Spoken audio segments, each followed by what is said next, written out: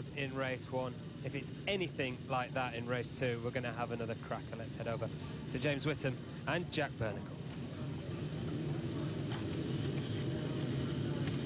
It's good to see that Stuart Bland, who is now Paul Bird's team coordinator at Rapid Solicitors Kawasaki, does not find it beneath his dignity to wheel the generator off the grid. A man who used to be a keen motocross rider, in fact the motocross test pilot for Trials and Motocross News, who's gone on to great things here in the road racing world. We're at Silverstone, the fabulous 3.67 mile circuit. But those names, the names of these wonderful corners that we still have here, many of whom, like these ones at this one at Maggots, date back to the original 1948 circuit, were inspired by local history. Luffield Abbey, Thomas à Becket Chapel, Stowe School, local landmarks like Maggots Moor and Seven Copses Wood, which lies just to the outside of Copse Corner. And of course, two of the RAC's own facilities, the Pall Mall Club and Woodcote Park Club in Surrey.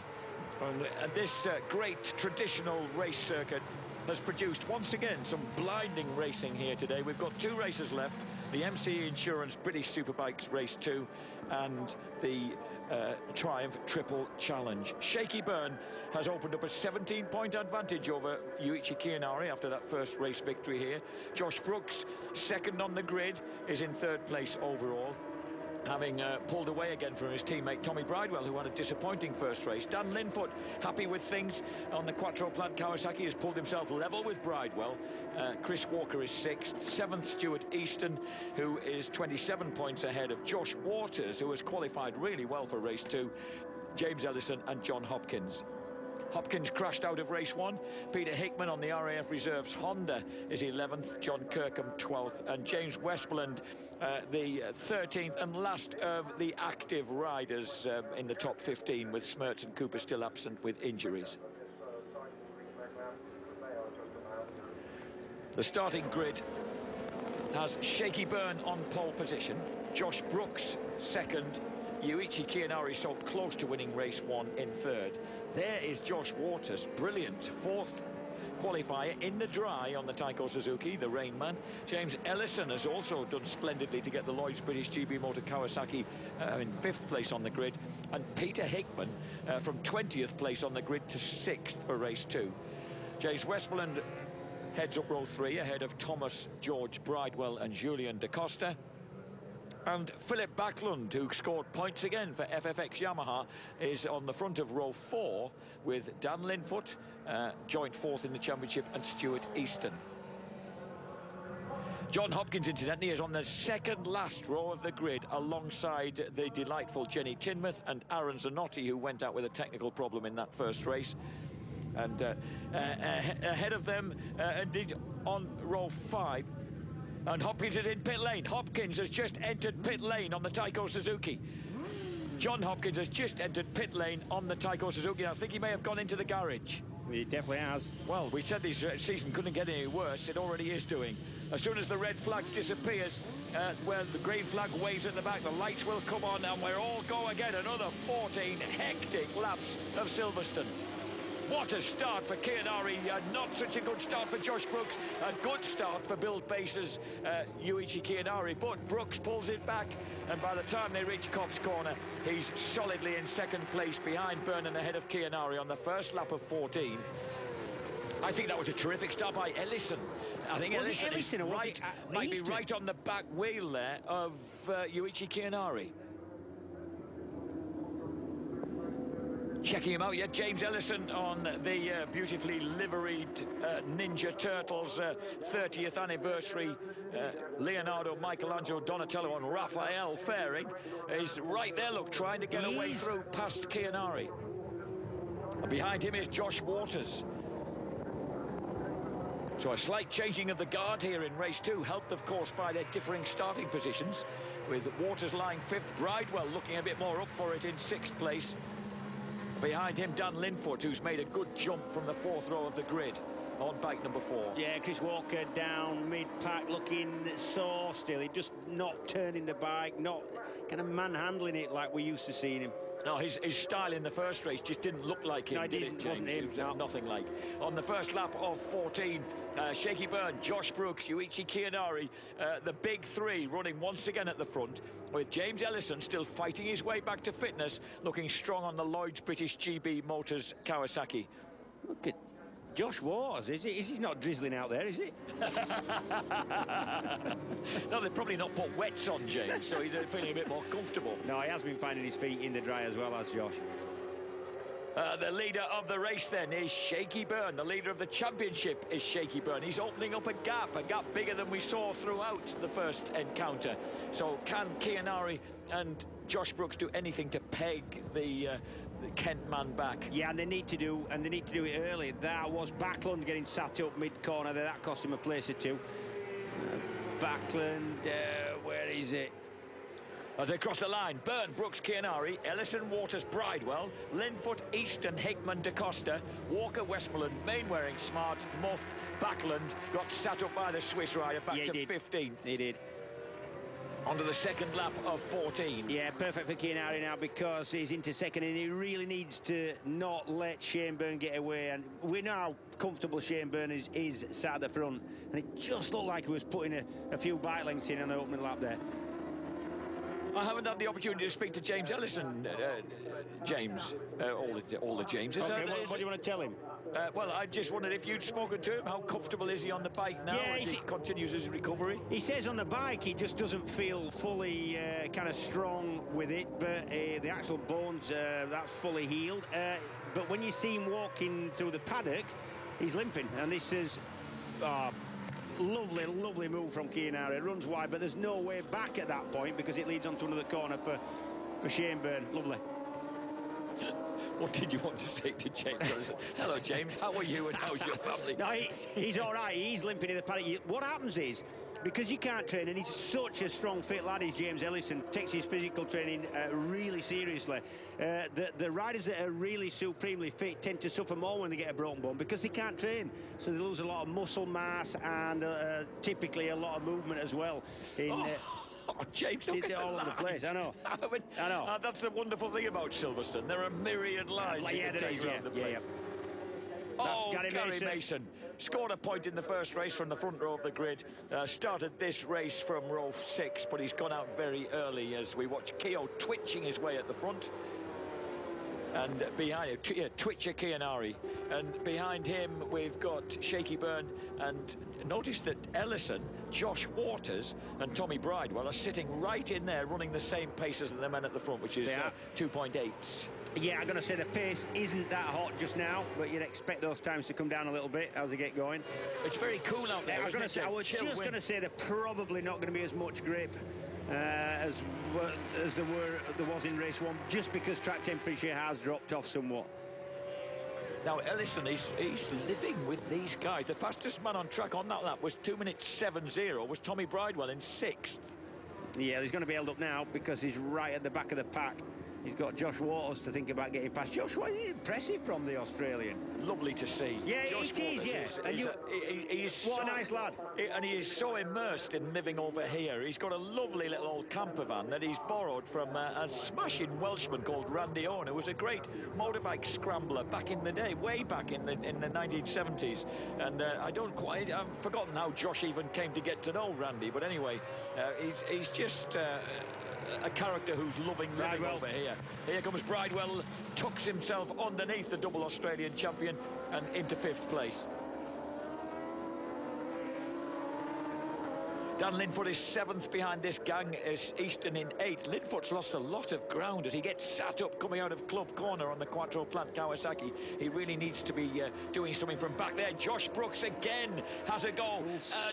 And Shaky Byrne tries to sit Shaky up, and Shaky, will hold on the inside for the sharp right-hander at Village. That's it. It's worth hanging on the outside where Josh went up the inside of him, because then he puts you on the inside and there's no way back for Josh.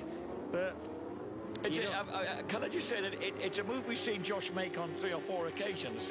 Would you think there'll come a point where it doesn't kind of seem worth doing, or does it do enough to make Shaky just do something to respond. I tried to ask him on the grid for his opinion, but from what I can see, the Yamaha just lacks about 3-4 miles an hour down the straight, maybe 5 brake horsepower, and Josh Brooks is having to make it in all the sort of tight, scratchy parts of this circuit, because in the faster stuff he just hasn't got it. He can't put himself in a position where he can get anywhere near level, even with a slipstream, to give himself a chance going into the corner. So what he's having to do is make a pass by putting corners together, and that's what he's trying, and it's the only thing he can try on that bike, I think. I suppose that, you know, there may just come a moment where Shaky doesn't manage to just tag onto that inside line, and suddenly he has managed to reverse things. Yeah, definitely, yeah. For his part, Shaky's more interested in getting past Kianari at this point. Yes. And you know that you know how much all three of them will be enjoying this, grinning behind their visors as they launch themselves back down the Hanger Straight. Bridewell trying to get a draft on James Ellison and go the long way round. Here is Linfoot. No, it's not. It's Stuart Easton ahead of Julian Da Costa. Yeah, there was a knee slide that came off one of the leading three there, whatever it was. It looked like a knee slide. It could have been a crash bobbin. A crash bobbin is a thing you fasten onto various points of the bike. Normally it's an engine mounted on the frame, and that, if the bike goes down the road, it slides along these big nylon bobbins. You can imagine what they look like. But certainly something fell off one of the leading bikes. Dan Linfoot has definitely lost ground. A couple of places shed on that lap on the Quattro Plant Kawasaki, and he has slipped back to 9th place.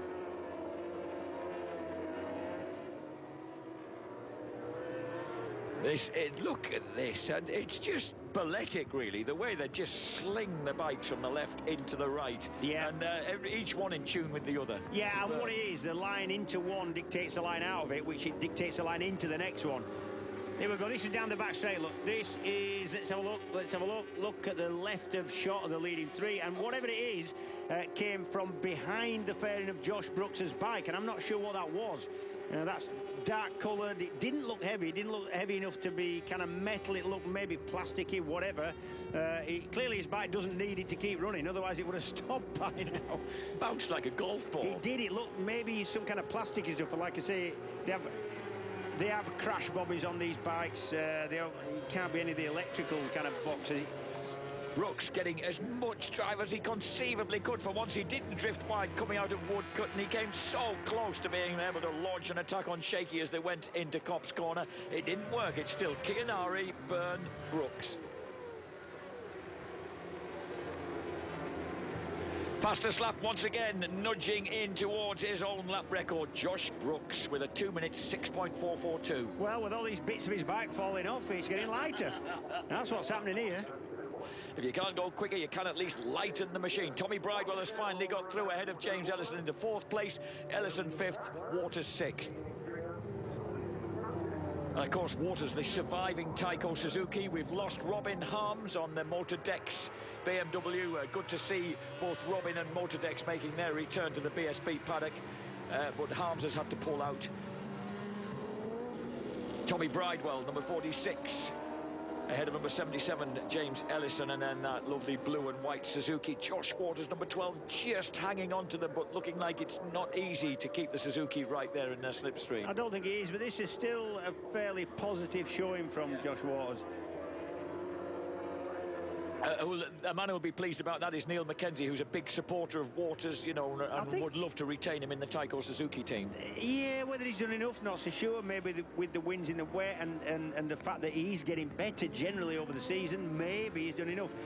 What I will say is he's a very popular lad in the paddock because he is such a nice bloke. There's no angle with Josh Waters at all.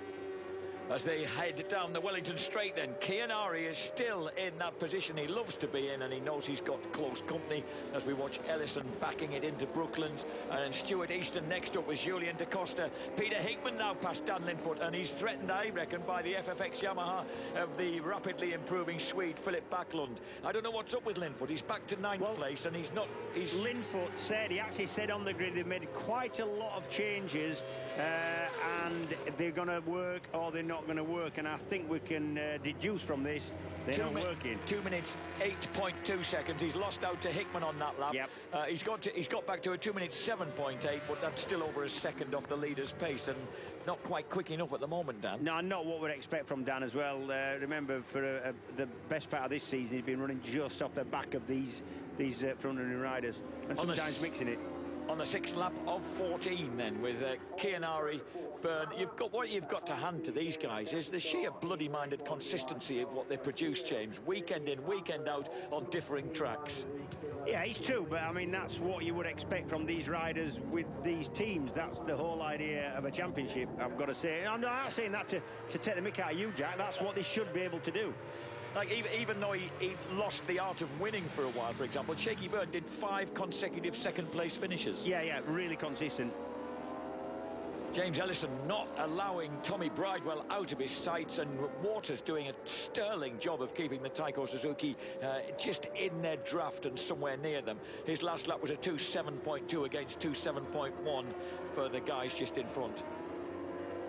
So we've got a good mixture here of BMW, Yamaha, Kawasaki and Suzuki in the top 6.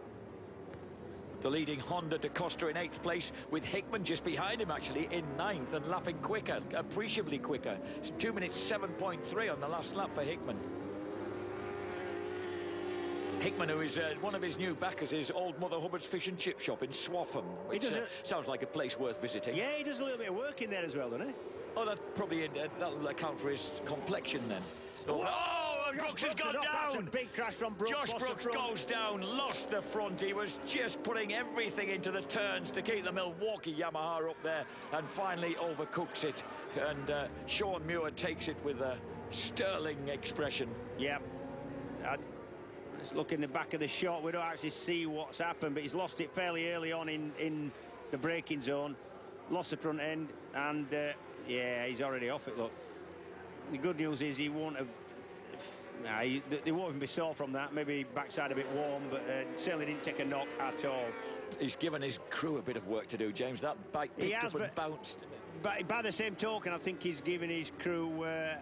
he's put a lot of effort in for him. He really has. I think he was riding really well there, and I think with the bike it was on and the speed it was, the rider as hard as either of the leading two, I think. On the 7th lap of 14 then, it's Chianari versus Byrne. They've now lost that nagging Milwaukee Yamaha, and further back down the track it's Bridewell versus Ellison. And then Josh Waters now 5th, Stuart Easton having a fine ride in 6th place.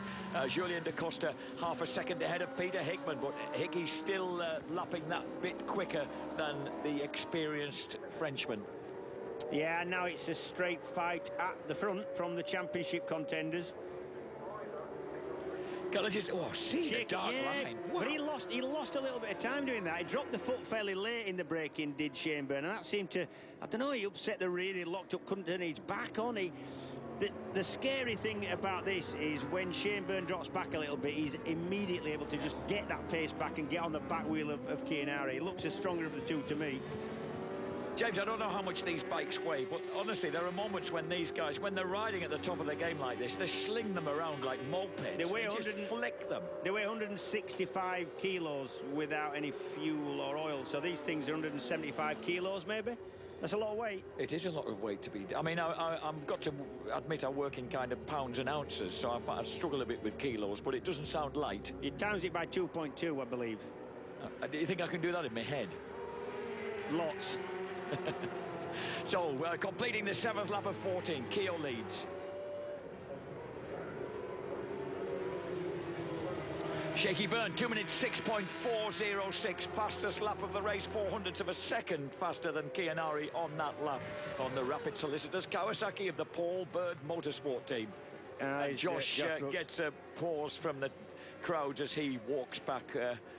Looking somewhat rueful, but a sterling ride up until that point. Absolutely, yeah, and my colleague here, James Hayden, has worked out that's 385 groats or whatever it is you work in.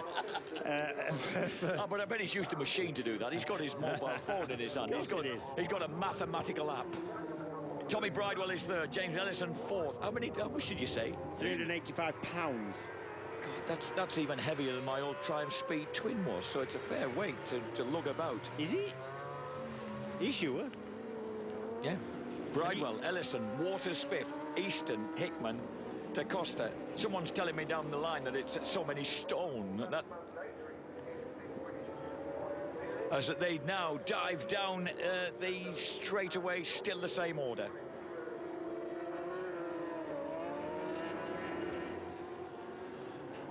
Chianari and Shaky Burns are still going at it, hammer and tongs at the front. We're on the 8th lap of 14. Tommy Bridewell is having a great dust-up with James Ellison for 3rd place. Josh Waters still on their pace and right behind them on the Tyco Suzuki. Stuart Easton is running strongly in 6th place, just ahead of Peter Hickman. And Hickman has got the better of Da Costa, so Hickman on the,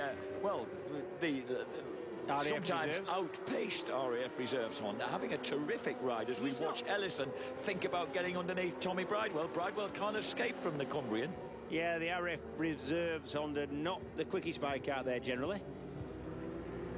There you get a great glimpse of one of the Ninja Turtles. Which one was that? You know no them idea. all personally. No, you know, you came out with it earlier. You know them all. That's because I've got it written down here. Ah, that's Donatello. I know that the film stars Megan Fox and Will Arnett, as well as Leonardo, Michelangelo, Donatello and Raphael. Did you know which one it was then? Yeah, Donatello, I'm going. Okay. You can tell from the bandana, apparently. Yeah, of course, the Ninja Turtles often wear bandanas. As we watch Chianari still... Oh, James, you're Keogh, you're leading the race now. Yep. You must be thinking, what can I do to turn this around so that I don't get nabbed on the last lap? Yeah, of course he's thinking that, but what else can he do? He's at the front. He could let Shane Byrne through and try and have a little look at him, see where he's strong, where Chianari thinks he's strong himself, where he could have maybe a nip back, but I don't know. What the plan would be, I don't know. Sit at the front, do your thing. He's obviously expecting some kind of move from Shane Byrne, and then you kind of take it from there based on how many laps is left. One of the things you tend to do at the front, especially if you're pushing on, is use a little bit more of your tyres. When he's sat in second, now this is assuming they've got the same tyres on. We think they have.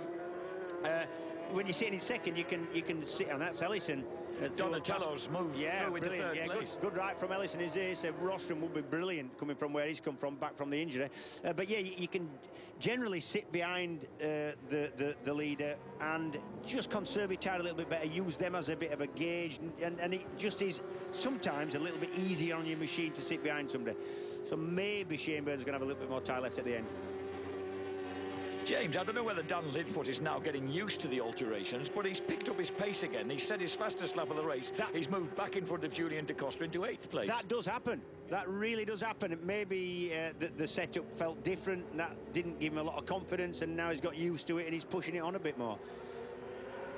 Meanwhile, back at the ranch, Yuichi Chianari, who still doesn't like motocross very much and doesn't like jumps, and Stuart Hicken's very pleased to hear that he doesn't go out jumping motocross bikes. Hang on, he doesn't like motocross or jumps, and he's bought a KX 500 two-stroke. Oh, but that's to go speeding round fields, practicing his broadsiding and stuff, as if he was flat tracking. Bet the neighbours love him. Well, I suppose if you're on a 500-acre spud farm, there's plenty of room around the place, isn't there? The neighbours aren't going to be too close. Philip Backlund running strongly in 11th place on the FFX Yamaha, proving that Assen was no fluke at all, and he's running on 2-minute 8.3 laps. In fact, with Westmoreland ahead of him, Walker, Muff, Mainwaring, Smart and Jessup in the points behind him. When you get chance, look, going down there into Stowe, you get a really good view of both Shane Byrne and Chianari and everybody else generally, but that's the ones we're normally looking at. When they go down the box, they'll typically be going down 3 gears for that corner, and they just do it bang, bang, bang with the clutch and let the clutch out and let the slipper clutch and the corner entry system organise it all. In my day, you had to release the clutch really slow, go down the box really slow, otherwise you got a lot of engine braking, locking the rear wheel up because you were braking so hard at the front, there's no weight on the rear wheel. Nowadays, just bang, bang, bang, straight down the box, let the machine sort it out. That's the fastest way. You see it again there, back 2. Shaky looks as if he wants to go at this. Well, he looks as if he could overtake if he chose to. I think what's going on is I think he possibly could, and what he's doing is just trying to give Chianari a bit of a hard time of it and let him know he's there. You'll hear the bike behind, you'll hear it on the overrun going into the corners. So just letting Chianari know he's there and just roughing him up a little bit in the nicest possible way. Chianari's one of his great techniques is to be able to let the bike go to that moment where it lets go on him, and he's comfortable with that. He's at his best when that's happening. Yeah, I mean, to be honest, when he's at his best, Chianari, the bike isn't generally, the wheels don't follow each other much at all. Going into the corners, it's sideways a little bit, but not in a massive way. It's not huge step outs, it's just lots of little ones all the time in a lap. One of the things I love about Shaky Byrne's riding style, and they're just so evident with that enormous kind of reflective yellow number 67 on his backside, is the way he shifts his body weight so early in preparation for a turn. Yeah. Like he's coming out of Copped Corner and over he goes for that left-hand swoop towards Maggots. That's the most economical way of doing it. You move your body when the bike allows you to do it, when you've got no sort of centrifugal force or cornering force acting on it. Yeah. So, yeah, because he often does it early on a straight, doesn't he, in preparation for a turn. Oh, no, he didn't lose a lot of time there, Jack. That's lovely. He didn't lose a lot of time. Spectacularly good. That's what we want to see back home on the sofa. Give it some, Keogh. He's on the 11th lap of 14. 3 laps to go. Can he hang on this time? Look how fast he is through Woodcote.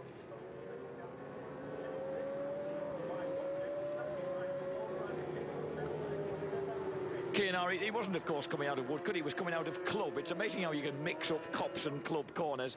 I reckon you shouldn't have mentioned that, because I think you got away with it. Oh, and there's a lot of movement now from the Bill-based BMW with Chianari. There really is. Losing the front a little bit going in. He just looks to be pushing that little bit harder than Shane Byrne at the minute. And you know what Keogh needs more than anything else, as well as a race win, is that looks so unlikely, especially with Josh Brooks gone, is someone who can insert themselves between the two of them in a race. He's looking that way, innit? Yeah. And at the moment, James Ellison, he's only 6.3 seconds back down the track in running in 3rd place. He's got Bridewell hooked up behind him, and Josh Waters just 0.8 of a second behind Bridewell, but tantalisingly hanging on in 5th place. Linfoot looks to be not closing the gap on Hickman. Look at that, Chianari, 2 minutes 6.326, fastest lap of the race on his 11th circuit. No? Is it not? No, it's not. Not quite. Not quite. There's Ellison. There is Tommy Bridewell. Yeah, it's less than a 10th outside the lap record. That edging closer. I'm surprised actually, because I would have thought grip levels would be slightly down. It's quite cold out there now. The sun's gone in. And now look at do you see the front wheel pouring the air on that BMW? No lack of power there then, as they surge out onto the Hanger Straight.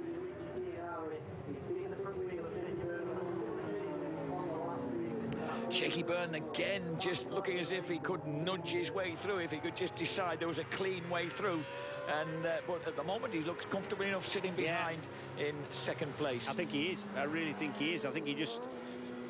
the plan is for him, by the look of it, just keep showing Chianari that he's still there, and just not letting him get into any kind of routine, or not letting him relax at all. As they come out, this is James Ellison, European Super Stock champion twice over in 2000 and 2001, 2nd in British Superbikes back in 2009 on the Airways Yamaha. Had that season in MotoGP in 2012. 34 years old now. He celebrated his 34th birthday last month. I love the way you've got every little piece of press cutting from every single rider in front of you. You've got instructions to build a raft and all sorts in it, haven't you? Lovely. Team 10 karting World Championship team, Super Sport stroke Super Stock. That's on parchment, is that one? Yellow parchment, you're right. It's when he was riding, he was riding the European Super Stock Championship for them on a Honda CBR 900 Fireblade in 2000. When it was a 900, yeah, good bike actually, that. Good handling bike. 12 laps complete out of 14, James. We're on to the penultimate lap, and we're reaching the absolute climax of this race. Do you just feel that Shane Byrne's got something in hand here? Because I've got that feeling. I want to believe that Keogh can do something to help. He's lost the front. He's lost the front going in there. Do you see? He had about 4 goes at gripping as he just had. He couldn't actually release the brake because he wouldn't have made the corner. He would have had to sit it up, but he didn't want to squeeze the brake any harder because he would have lost the front. That was close. So Keogh putting everything on the line here as they come down the Hanger Straight. From the point of view of the championship and the potential excitement of Brands Hatch in a fortnight's time, you'd love to see Chianari and the build-based BMW somehow hang on to this, but you just know that those piercing pale blue eyes smiling behind that dark visor of the number 67 rider will be ready to pounce with a laugh on his face at any moment. Yeah, you just feel like Shane Byrne's got a plan. Pushing as hard as Keogh is, and he's pushing. So Keogh somehow, look, he's considering those slightly defensive lines, James. He's got to think about that, hasn't he? If he can't escape, then he's got to think that there's some way of preventing Shaky getting past him on such a wide track as this. But look, here's Shaky looking underneath now as they drop into the right-hander at Village. And then drops in a bit too deep. He did go too deep again. He was struggling to hold the front end in line as he went in, and he had to run wide. So does that mean, therefore, that perhaps even Shaky also, as you know, his tyres will be feeling it by now? We are on the penultimate lap of 14 as they come launching down the hill into Brooklands. Just keeping a clear head in the heat of battle like this, James, that's a talent in itself. Absolutely. And you've got to make decisions, a lot of them, every single lap, and you've got to react to what your bike's doing and how your tyres are wearing, and it's you have a lot on your mind. You've not much time to think about much else anyway. These are the leaders on to the last lap. Behind them we've got Ellison, Bridewell, Water, Stuart Easton riding his 130th British Superbike race. Dan Linfoot riding his 100th British Superbike race already. Now all Chianari can do is just hit his marks, not make any mistakes, not push, and just be clean as he can. But I'm sure that he will be expecting Shane Byrne past at any time. He'll know where he's going to have a go, and it's coming up to this point now. Shane Byrne, for his part, will be looking to get a good slipstream and go up the inside into Stowe. Defensive riding by Chianari, that's what he's got to do. Make it difficult. To the right, he veers again to the left to make sure he's not going to get swooped on from the outside.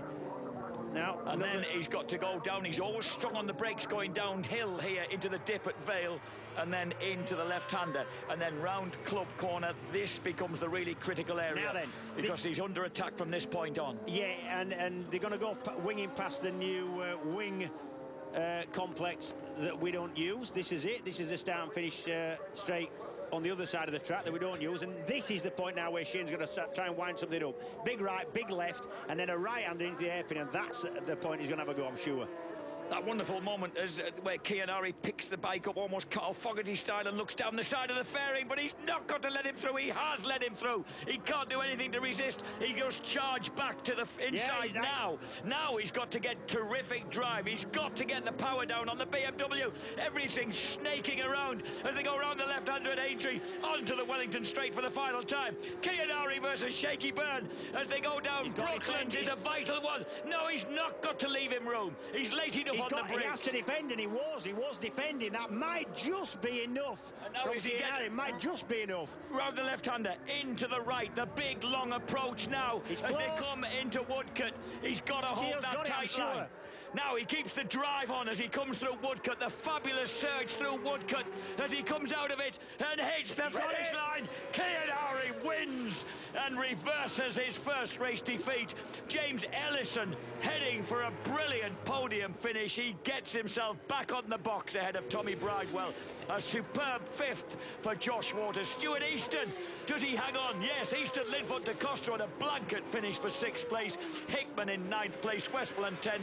Stuart Hickman and the boys, how they deserve that at build-based BMW. I'll tell you Paul Bird, well, he knows that they've still got the advantage, but Chianari, what a ride. What pressure he soaked up. He knew it was coming. And apart from Shane Byrne, you're not going to get many riders who would begrudge Chianari that. Brilliant. You don't often see a display of animation like that for Yuichi Chianari, James. He is absolutely overwhelmed with that. That was a fabulous, fabulous ride. Tremendous race by number 67, Shaky Byrne. He knows he put everything down there. And there is James Westwell being told that his teammate got the win. They're a happy team in that garage. They're an even happier one tonight. That's back to 12 points then, James. 3 races at Brands Hatch. Somehow you'd think you'd need a bigger reward than that, than just to get back to 12 points behind. He seemed to deserve a lot more than that. What a brilliant ride, and you can't take anything away from Shane, but how much does he want to win still? Yeah, oh, well, fantastic. King Keo. I saw that chap this morning, he was saying he was going to have his King Keo Rising Sun flag out again. Well, a fabulous race between Chianari and Byrne. There's number 10, John Kirkham, who got the final point on the Halsell Biker Gear Kawasaki in 15th place. But what a ride by that man. What a race between him and Shaky Byrne. They have proved that this Brands Hatch in a fortnight's time is going to be potentially pure magic. Yuichi Chianari then wins it by 0.074 of a second from Shaky Byrne. James Ellison, welcome back to the podium, James, on the Lloyd's British GB Moto Kawasaki. I'm just checking back when he last had a podium finish. He was third at the Brands Hatch Grand Prix circuit on the 20th of July. Tommy Bridewell in fourth place ahead of Josh Waters, the double Australian champion. Stuart Easton sixth. Dan Linfoot a whisker behind him and a whisker ahead of Julian Da Costa. Peter Hickman down in ninth place. James Westmoreland 10th. 11th for Philip Backlund. Another fine ride by the Swede. Chris Walker in a lot of discomfort finishes 12th ahead of Patrick Muff and Howie Mainwaring smart with John Kirkham grabbing that last championship point by a whisker from Martin Jessup. The championship standings, it should be back to 12 points between first and second in the MCE Insurance British Superbike Championship in association with Pirelli. Shane Byrne, Yuichi Chianari, one of them will emerge victorious in a fortnight's time. Josh Brooks still there in third on the Milwaukee Yamaha, but now just 2 points ahead of teammate Tommy Bridewell. Dan Linfoot just 4 points further back on the Quattro Plant Kawasaki, very much in the mix for a potential bronze medal for the North Yorkshireman. Chris Walker trailing in sixth place. And the leader of the Riders' Cup for 2014, Stuart Easton, getting back to some sort of form on the Rapid Solicitors Kawasaki. And what a ride by James Ellison, who is now 8th ahead of Waters and Hopkins. 11th for Peter Hickman, ahead of John Kirkham and James Westmoreland. And further down, Patrick Muff in 16th place ahead of Rutter, Mainwaring Smart, Da Costa and Ben Wilson.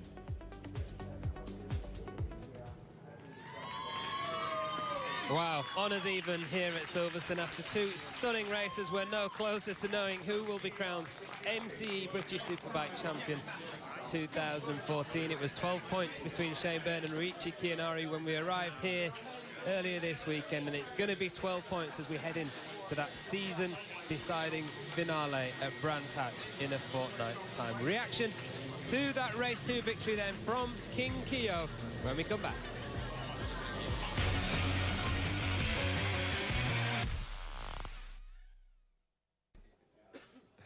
Welcome back to Silverstone, where James Ellison has returned to the podium after such a tough season for you, James, with the injury. Unfortunately, we didn't see much of the battle with Tommy Bridewell because of the action at the front, but a fantastic third place for you. Yeah, honestly, tell me about it. I was watching the big screen at the back and I was shaking Keo. And I was like, just show me where Tommy is, because I could hear him. But a lot of the times it sounds like it's close, and it is, especially when you're in the grandstand. But no, it pushed me hard to the end, and it was just good to have a race again, you know. It's been a long journey since the injury. But, you know, we're nearly back, and it's just nice to get a podium. I'll put it down to total power, mate. And, yeah, I just want to show you this design from Paint Nation. Has done a fantastic job here. Yeah, I just want to thank all my sponsors, obviously, Bikers Group Kawasaki and Express Coffee, SRS Rail. They've been with me for 4 years now, and I just want to say a big thank you, and it's just nice to repay them back with something. I think Ryder will have his eye on that helmet in a couple of years to come, won't he? I will. And a big shout out to McCams as well. They're here this weekend, a big sponsor of me and the team, so hope you enjoyed that. Thanks, James. I'm nervous, mate. I enjoyed it. You enjoy the podium. Well done, mate. Well done, mate. Handshake between James Ellison and second place finisher in race 2, Shane Byrne. Shane unable to quite match the result from race 1, but I mean, it was so close once again.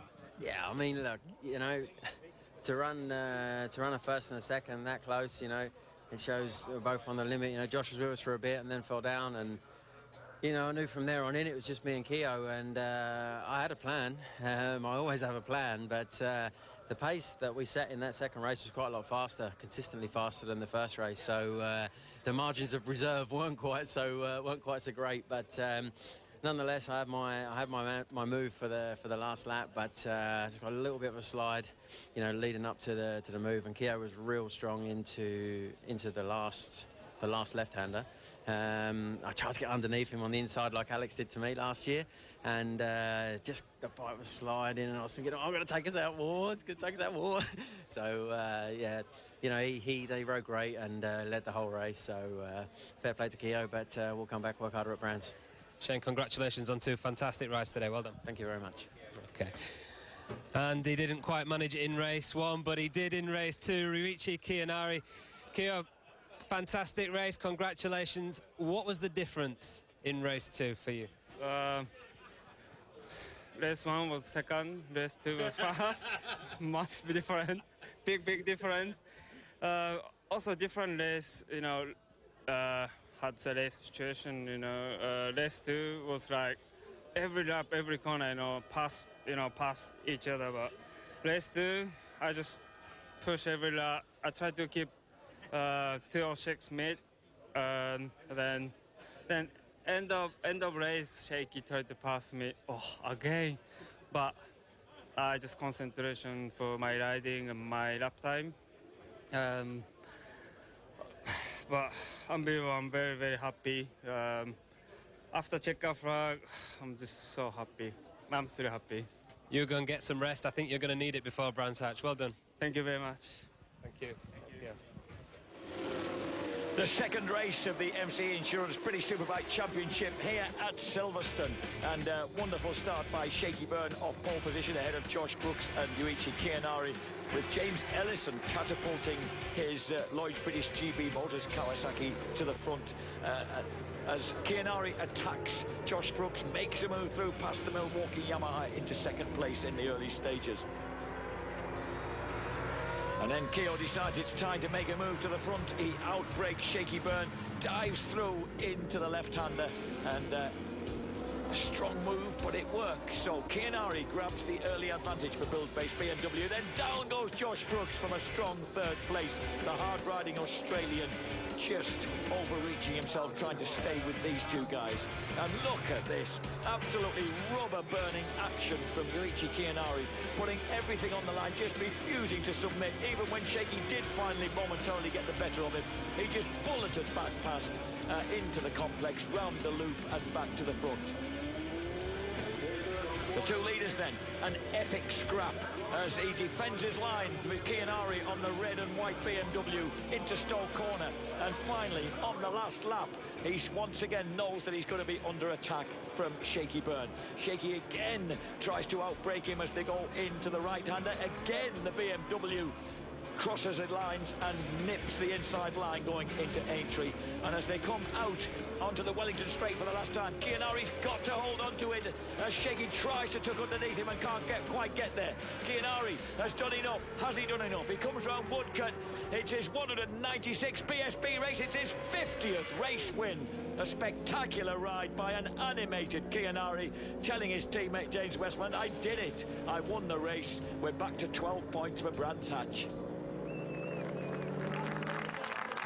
James Ellison, born in Lancaster, brought up in Kendal, celebrated his 34th birthday on the 19th of last month, and he's back on the podium. It's been a long time since Knock Hill for the Cumbrian. Second place goes to number 67, Shaky Byrne, the three-time champion. Three-time race winner here at Silverstone across the years, but him and Kiyanari are just producing epic after epic. What a British Championship Series this is turning into. Kiyanari puts BMW on the top step of the podium ahead of the two Kawasaki's. And Corinne Wells from D. Higginbottom will present the trophies first to the popular figure. There's Lee Jackson on the left of picture there. We're ready to celebrate his team's victory. First to James Ellison for third place, second to Shaky Byrne, and the race winner, Yuichi Kiyanari, to the joy of Stuart Hicken and the gang. They've certainly developed from a small team into a big one in results terms here in the British Superbike paddock. So congratulations to Keogh. He reaches his half-century, his 50th victory in British Superbikes.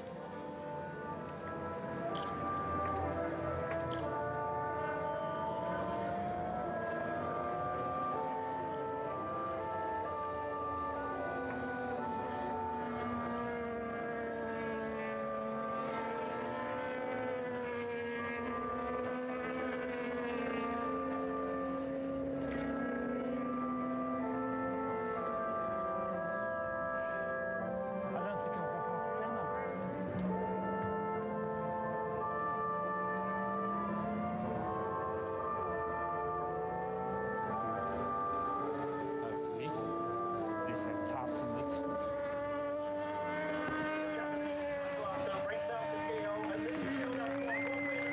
Yuichi Kiyanari then can celebrate after riding absolutely on the brink throughout all 14 laps here at Silverstone. He's rewarded with that half-century and with a realistic chance of challenging for the championship on Shaky's home ground in Brands Hatch, down in Kent in 2 weeks' time. Yeah, what a superb Superbike Sunday it's been today. But it's not over yet. We've got reaction to that race too, as well as the TriStart R&G Triple Triumph Challenge to come after the break.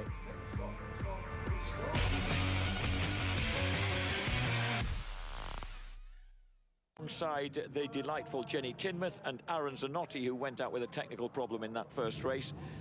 And ahead of them, indeed, on row 5, and Hopkins is in pit lane. Hopkins has just entered pit lane on the Taiko Suzuki. John Hopkins has just entered pit lane on the Taiko Suzuki. I think he may have gone into the garage. He definitely has. Well, we said this season couldn't get any worse. It already is doing. As soon as the red flag disappears, where the green flag waves at the back, the lights will come on, and we're all go again. Another 14 hectic laps of Silverstone. What a start for Kiyanari, not such a good start for Josh Brooks, a good start for Bill Bace's Yuichi Kiyanari, but Brooks pulls it back, and by the time they reach Cops Corner, he's solidly in second place behind Byrne and ahead of Kiyanari on the first lap of 14. I think that was a terrific start by Ellison. I think Ellison might be right on the back wheel there of Yuichi Kiyanari. Checking him out yet, James Ellison on the beautifully liveried Ninja Turtles 30th anniversary. Leonardo, Michelangelo, Donatello and Raphael Fairing is right there, look, trying to get away through past Kiyanari. And behind him is Josh Waters. So a slight changing of the guard here in race 2, helped of course by their differing starting positions, with Waters lying 5th, Bridewell looking a bit more up for it in 6th place. And we know how comfortable Shane Byrne is sat at the front, and it just looked like he was putting a few bike lengths in on the opening lap there. I haven't had the opportunity to speak to James Ellison, James, all the Jameses. Okay, what do you want to tell him? Well, I just wondered if you'd spoken to him. How comfortable is he on the bike now as he continues his recovery? He says on the bike he just doesn't feel fully kind of strong with it, but the actual bones, that's fully healed. But when you see him walking through the paddock, he's limping, and this is... lovely move from Kiyanari. It runs wide, but there's no way back at that point because it leads on to another corner for Shane Byrne. Lovely. What did you want to say to James? Hello, James. How are you and how's your family? No, he's all right. He's limping in the paddock. What happens is, because you can't train, and he's such a strong, fit lad, is James Ellison, takes his physical training really seriously. The riders that are really supremely fit tend to suffer more when they get a broken bone because they can't train. So they lose a lot of muscle mass and typically a lot of movement as well. James, look at all over the place. I know. I know. That's the wonderful thing about Silverstone. There are myriad lines you can take around the place. Oh, Gary Mason scored a point in the first race from the front row of the grid. Started this race from row 6, but he's gone out very early as we watch Keogh twitching his way at the front. And behind Twitcher Kiyanari. And behind him we've got Shaky Byrne, and behind him Dan Linfoot, who's made a good jump from the 4th row of the grid on bike number 4. Yeah, Chris Walker down mid-pack looking so still. He just not turning the bike, not kind of manhandling it like we used to seeing him. No, his style in the first race just didn't look like him, did it, James? Wasn't him, it was nothing like. On the first lap of 14, Shaky Byrne, Josh Brooks, Yuichi Kiyanari, the big 3 running once again at the front, with James Ellison still fighting his way back to fitness, looking strong on the Lloyd's British GB Motors Kawasaki. Look at Josh Wars, is he not drizzling out there, is he? No, they've probably not put wets on James, so he's feeling a bit more comfortable. No, he has been finding his feet in the dry as well as Josh. The leader of the race then is Shaky Byrne. The leader of the championship is Shaky Byrne. He's opening up a gap bigger than we saw throughout the first encounter. So can Kiyanari and Josh Brooks do anything to peg the Kent man back. Yeah, and they need to do it early. That was Backlund getting sat up mid-corner there. That cost him a place or two. Backlund, where is it? As they cross the line, Byrne, Brooks, Chianari, Ellison, Waters, Bridewell, Linfoot, Easton, Hickman, DeCosta, Walker, Westmoreland, Mainwaring, Smart, Muff, Backlund got sat up by the Swiss rider back to 15. He did. Onto the second lap of 14. Yeah, perfect for Chianari now because he's into second and he really needs to not let Shane Byrne get away. Second on the grid is in third place overall, having pulled away again from his teammate Tommy Bridewell, who had a disappointing first race. Dan Linfoot, happy with things on the Quattro Plant Kawasaki, has pulled himself level with Bridewell. Chris Walker is 6th. 7th, Stuart Easton, who is 27 points ahead of Josh Waters, who has qualified really well for race 2. James Ellison and John Hopkins. Hopkins crashed out of race 1. Peter Hickman on the RAF Reserves Honda is 11th. John Kirkham 12th. And James Westmoreland, the 13th and last of the active riders in the top 15, with Smertz and Cooper still absent with injuries. The starting grid has Shaky Byrne on pole position. Josh Brooks 2nd. Yuichi Chianari so close to winning race 1 in 3rd. There is Josh Waters, brilliant, 4th qualifier in the dry on the Taiko Suzuki, the Rainman. James Ellison has also done splendidly to get the Lloyd's British GB Motor Kawasaki in 5th place on the grid. And Peter Hickman from 20th place on the grid to 6th for race 2. James Westmoreland heads up row 3 ahead of Thomas, George Bridewell and Julian DeCosta. And Philip Backlund, who scored points again for FFX Yamaha, is on the front of row 4 with Dan Linfoot, joint 4th in the championship, and Stuart Easton. John Hopkins, incidentally, is on the second last row of the grid along. Was in race 1. If it's anything like that in race 2, we're going to have another cracker. Let's head over to James Whittam and Jack Bernacle.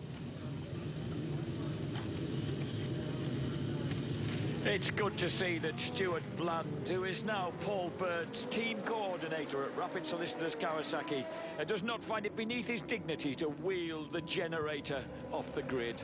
A man who used to be a keen motocross rider, in fact the motocross test pilot for Trials and Motocross News, who's gone on to great things here in the road racing world. We're at Silverstone, the fabulous 3.67 mile circuit. But those names, the names of these wonderful corners that we still have here, many of whom, like these ones at this one at Maggots, date back to the original 1948 circuit, were inspired by local history. Luffield Abbey, Thomas à Becket Chapel, Stowe School, local landmarks like Maggots Moor and 7 Copses Wood, which lies just to the outside of Copse Corner.